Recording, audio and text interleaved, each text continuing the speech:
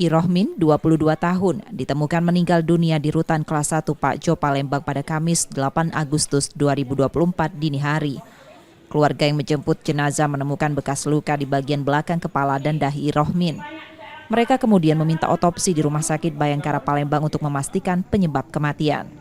Paman korban menjelaskan bahwa keluarga merasa janggal dengan kematian Irohmin yang merupakan tahanan kasus pengeroyokan baru 1 minggu di rutan.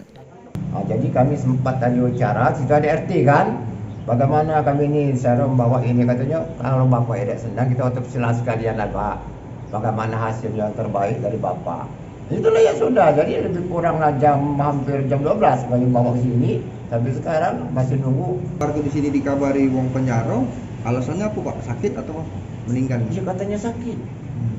Nah, itulah jadi, yang bikin wajar. Jadi keluarganya kan sama sekali keberatan. Kepala Divisi Pemasyarakatan Kemenkumham Sumsel menyebut Irohmin didiagnosis sakit perut dan pusing sebelum meninggal dan telah diperiksa dokter rutan. Pihaknya masih menunggu hasil otopsi dari dokter forensik terkait dugaan keluarga. Dan itu juga bisa dikuatkan dari keterangan dokter rutan.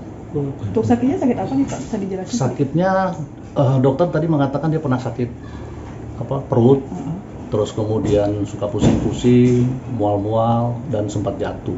Ya, silahkan, itu kan memang sudah kewenangan dari pihak keluarga untuk minta diautopsi untuk mencari tahu apakah memang keluarganya itu meninggalnya karena meninggal normal atau meninggal karena ada unsur kekerasan.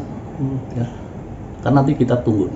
Kasus tersebut kini masih dalam penyelidikan kepolisian setempat. Reski Oktora, Muklas Diferensial, Kompas TV, Palembang, Sumatera Selatan.